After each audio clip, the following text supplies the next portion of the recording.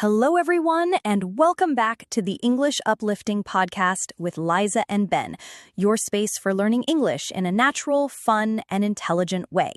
If you're preparing for the IELTS exam, or even if you're just passionate about improving your English, you've chosen the right place. Today's episode is extra special because we're going to dive deep into one of the most important areas of IELTS speaking and writing: education. Education is not just a common IELTS topic. It's a universal subject that connects people everywhere. Whether you're talking about your own schooling, discussing government policies, or debating the pros and cons of online learning, strong educational vocabulary can help you express yourself clearly, confidently, and impressively. Now, here's the truth. If you want to aim for band 7, 8, or even 9, you can not just say simple words like school, study, or teacher. You need a richer set of vocabulary, words that show nuance, critical thinking, and flexibility. And that's exactly what we'll do today. Instead of simply giving you a list of words, we're going to have a real conversation. Ben and I will introduce advanced words and phrases, explain their meanings, give examples, and talk about how you can use them in IELTS contexts.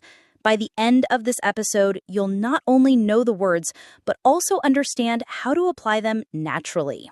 That's right, Liza. Think of this episode as a guided journey through 20 advanced words and phrases related to education. Some of them will help you describe systems and structures. Others will help you debate modern challenges. And a few will add that academic tone examiners absolutely love. And remember, it's not just about memorizing words. It's about weaving them into your speaking and writing so that they sound natural. In IELTS, the examiners are trained to listen for variety, accuracy, and flexibility. If you repeat good, bad, important, you'll get stuck at band 6 or maybe 6.5. But if you can say pivotal, detrimental, or a double-edged sword, suddenly your response sounds sharper, more mature, and more convincing. Exactly. And one more thing, we'll connect every word to real IELTS-style questions. So as we go through today's 20 words, imagine how you could use them if the examiner asked you, do you think university education should be free? Or what are the advantages and disadvantages of online courses? This way, you'll train both your vocabulary and your exam skills at the same time. So, grab your notebook, or better yet, just sit back and listen carefully. You can always replay the episode later and shadow the sentences. Ready, Liza? Absolutely. Let's get into our first powerful word. Our first word is curriculum. This refers to the set of subjects or courses studied in a school, college, or university.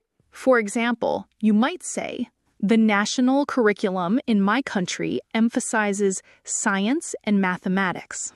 Compare that to a simpler phrase like, what students study at school.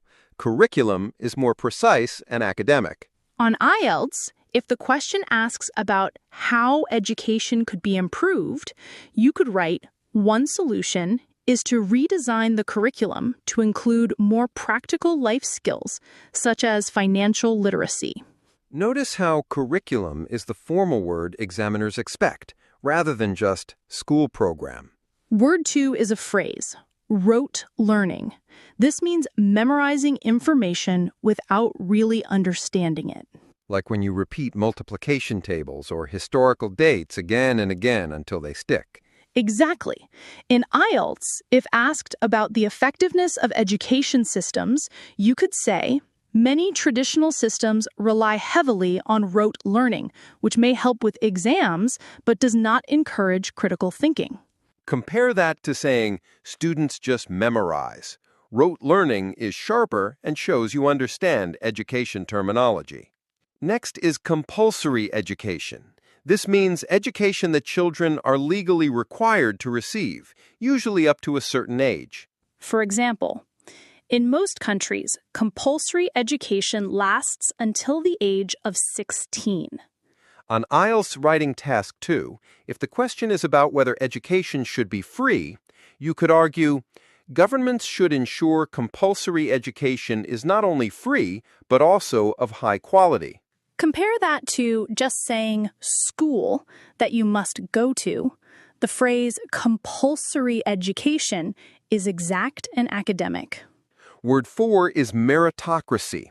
This means a system where people succeed based on their abilities and efforts, not on wealth or social background.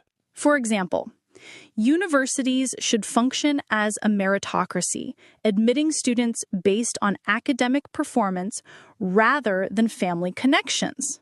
On IELTS, if the topic is fairness in education, you could write, "A true meritocracy ensures that talented students, regardless of background, have equal opportunities to succeed." Much stronger than just saying, it's fair if smart students get in. Our fifth phrase is brain drain. This refers to the emigration of educated or skilled individuals to other countries for better opportunities. Yes. For example, many developing countries suffer from brain drain when their top graduates move abroad. On IELTS, if asked about globalization or education's impact on society, you could say, brain drain weakens the home country's workforce and slows down national development. Compare that to saying, smart people leave the country. Brain drain is concise and sophisticated. Word 6 is a phrase, equitable access. It means fair and equal opportunity for everyone to use or benefit from education. For example, governments should guarantee equitable access to higher education regardless of socioeconomic status. On IELTS, this can be a strong argument in essays about fairness. Instead of just writing, "Everyone should have a chance to study," you can say, "Ensuring equitable access to quality education helps reduce social inequality." It's one of those phrases that instantly boosts your academic tone. Next is dropout rate. This refers to the percentage of students who leave school before finishing their studies. For example, the dropout rate in rural areas is higher due to poverty and lack of resources. On IELTS writing, you might say, "Reducing the dropout rate requires targeted policies, such as providing financial support to disadvantaged families." Compare it to just saying many students leave school early. Dropout rate is precise and statistical. Word 8 is academic rigor. This means the strictness, depth, and challenge of an academic program. For example, the academic rigor of medical school prepares students for demanding careers. On IELTS, if the question asks about differences in education quality, you could say, "Top universities are known for their academic rigor, which pushes students to develop discipline and resilience." Much stronger than the school is very hard. Academic rigor conveys professionalism and respect. Next is tuition fees. These are the money paid for instruction at a school or university. For example, tuition fees have risen dramatically in many Western countries. On IELTS, you could write, "Tuition fees often deter students from low-income families from pursuing higher education." Instead of saying school costs a lot of money, you can say tuition fees. It's concise and formal. 10.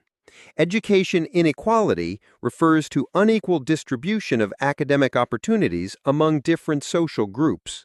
For example, rural communities often experience education inequality due to limited resources. On IELTS, if asked about challenges in modern education, you might write, "Education inequality perpetuates the cycle of poverty by denying disadvantaged groups access to quality schooling." Compare that to not all students get the same chance. Education inequality is sharper and much more academic. Word 11. Knowledge retention. This means the ability to remember and apply what has been learned. For example, active learning strategies improve students' knowledge retention compared to passive lectures. On IELTS, if asked about effective learning methods, you could say, "Regular practice and review enhance knowledge retention, ensuring long-term mastery of a subject."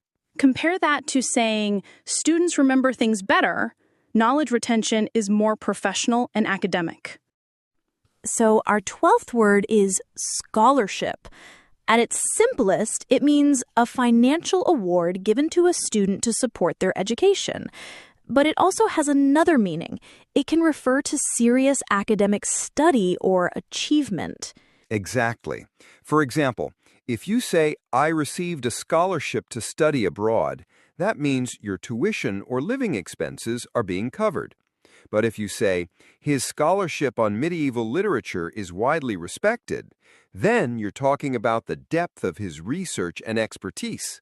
That's such an important distinction. On IELTS, if the speaking question is, what are the advantages of studying abroad?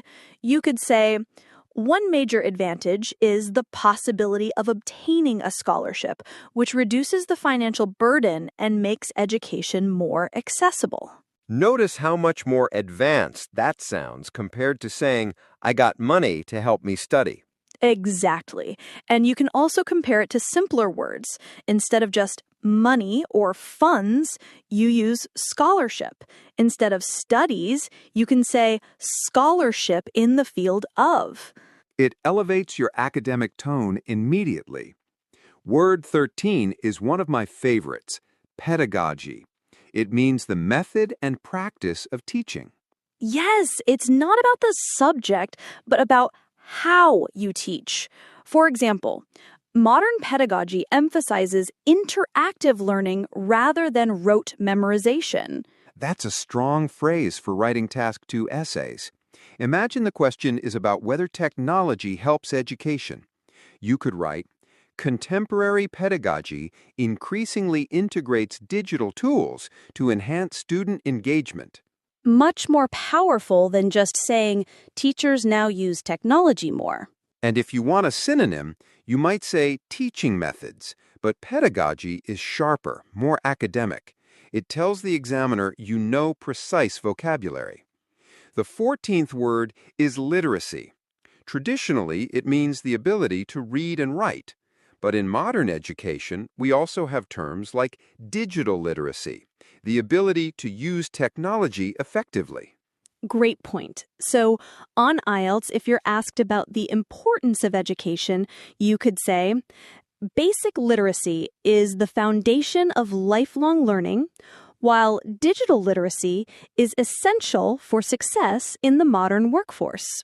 That way, you show not only that you know the word, but also that you can use it in a contemporary context.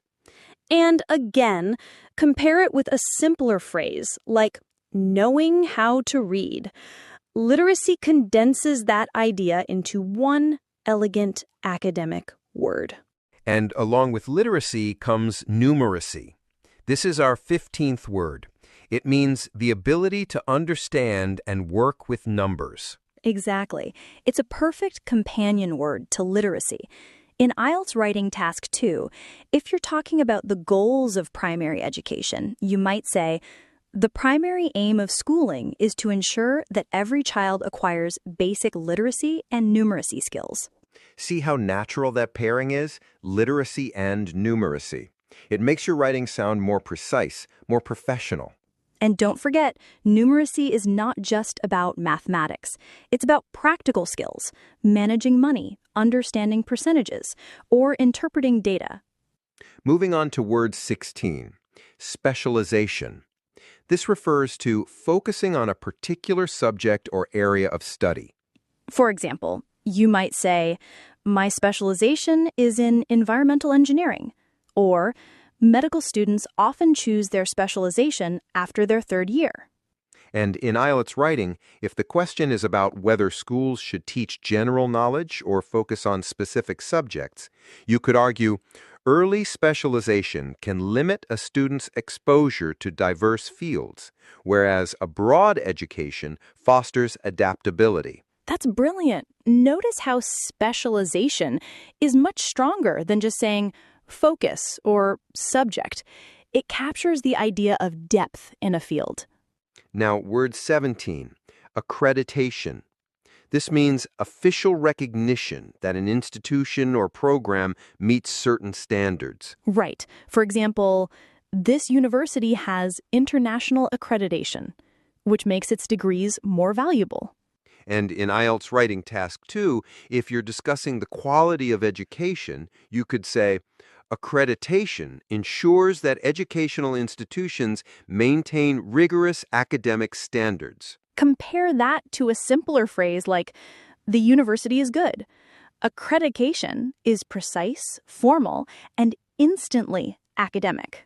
The 18th word is dissertation. This refers to a long piece of academic writing based on original research, usually required for a university degree. Yes, it's most common in postgraduate studies. For instance, she wrote her dissertation on climate change policy. In IELTS speaking, if you're asked, describe a difficult piece of writing you had to do, you could say, during my master's degree, I completed a dissertation, which was a challenging yet rewarding experience because it required independent research. Compare that to saying, I wrote a long paper. Dissertation is so much more precise. It signals academic maturity. Word 19 is actually a phrase, vocational training. This refers to education that prepares people for specific trades or careers. Exactly. Think about electricians, chefs, or mechanics. They may not go to university, but vocational training equips them with practical, job-focused skills. For IELTS writing, this is golden. If the question asks whether all students should attend university, you could write, while universities emphasize theoretical knowledge, vocational training provides practical skills directly applicable to the workforce. That's such a balanced argument. And you see how the phrase elevates your writing compared to just saying job training. And finally, word 20, lifelong learning. This phrase means continuing to learn throughout your life beyond formal education. A beautiful concept, really. For example, in a rapidly changing world, lifelong learning is essential to remain relevant in the job market. On IELTS, if you're asked about the role of education in society, you could say, education should not be seen as confined to childhood or early adulthood.